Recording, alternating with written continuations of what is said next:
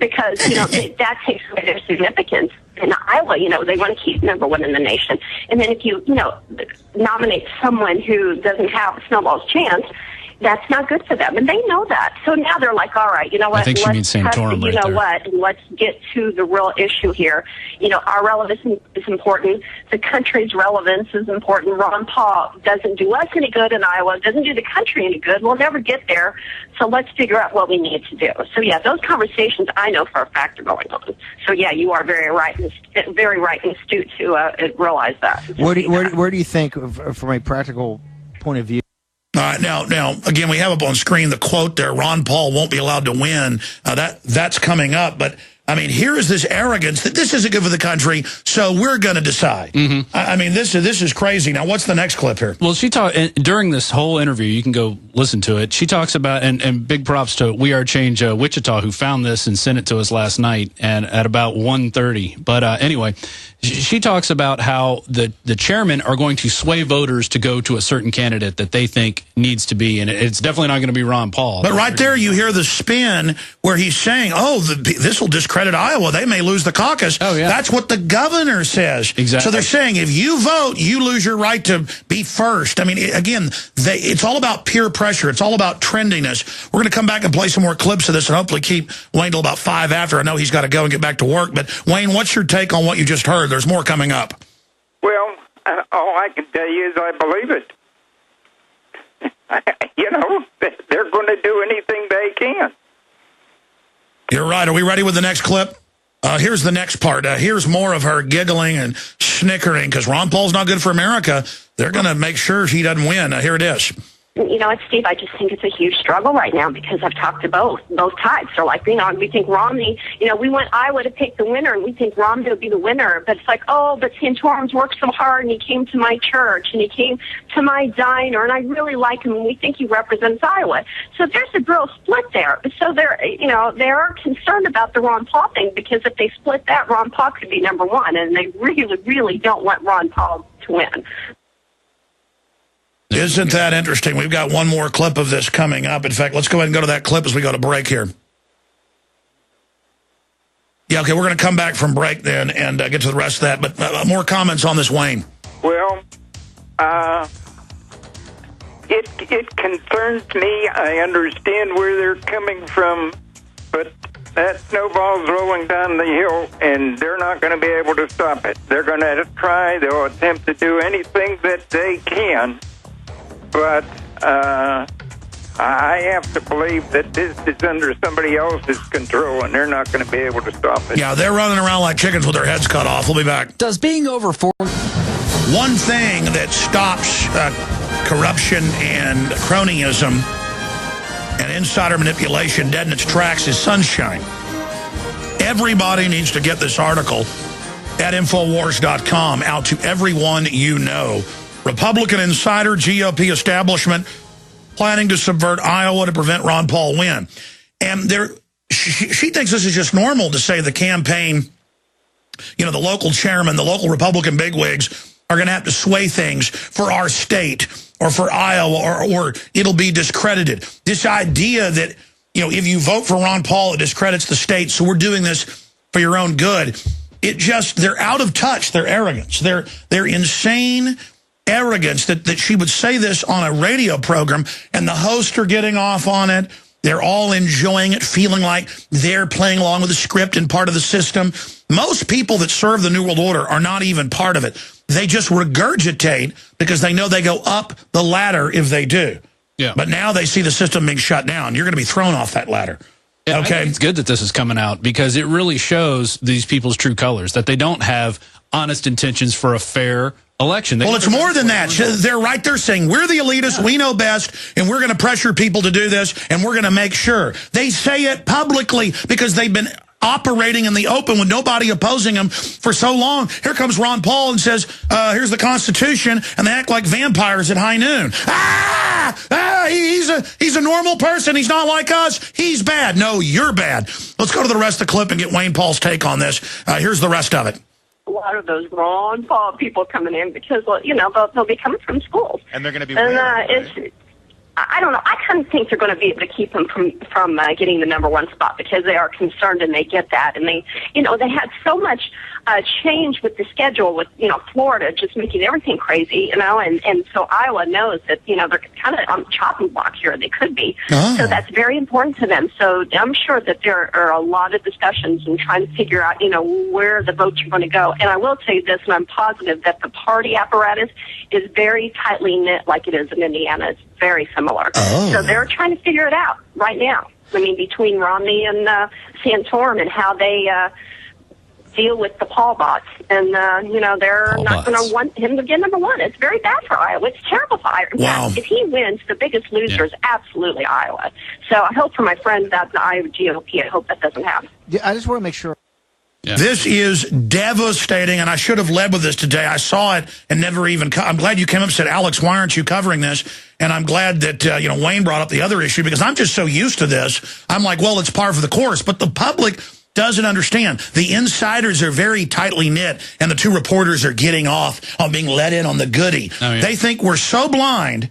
culturally, spiritually, intellectually, they can just parade around in front of us. And you heard her, yeah, there's going to be all the young people from the schools, how horrible the young people involved. I mean, it's this loving feeling they're part of the establishment. Was that not disgusting, Wayne Paul?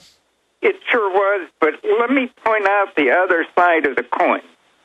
The Republican Party control of Iowa have their head in the sand. They have an opportunity to bring on independents and young voters like they've never seen in their life. No, they're discrediting their own state. Yeah. They are totally shooting themselves in the foot because they don't even care if their party grows in Iowa. They don't care if they don't have more people, yet they have a golden opportunity. Exactly. Most parties say they want to grow the party. People. Notice they don't want to do that. Right. It's terrible. Young people are getting involved. Heavens forbid. The average age of the Iowa caucus voter is 60. So there you go. There's a big chance to bring in some youth, some new ideas, and get things. But look, even if they derail Ron Paul this round, and as Wayne said, the momentum, you can feel it. I mean, it's big. It's 10 times what it was 4 years ago. It doesn't matter. We win by fighting back. You are listening. Well, your message, your mission, if you should choose to accept it, is to get this article out to everyone. I know that Wayne, Ron Paul's brother, who's very involved, is going to get it directly to his brother. Republican insider, GOP establishment planning to subvert Iowa to prevent Ron Paul. She said the party's very concerned and they're going to do something. Well, we know what. They've got Anonymous out there protesting Ron Paul. Clearly works for them. They're so stupid they can't even hide that. Now running around having it moved to a secret location. Okay. And now they've got their operatives on the radio saying, oh, don't worry, we're going to fix it. I mean, Ron Paul probably needs to come out and point this out. But, Wayne, you wanted to add some points to this. Well, the biggest point I want to add is the fact that the Republican Party of Iowa is shooting themselves in the foot. They have an opportunity to double their size and their enthusiasm with young people to turn around and help Republicans win in Iowa and all over the country, and they don't want it. They can't. They don't know what to do with it. And until that changes, and it is changing because it's changing in Texas. We've got a lot more people in the grassroots in Texas fed up with the Republican Party of Texas. And come March or April, when we have our primaries here, they're going to have another wake-up call.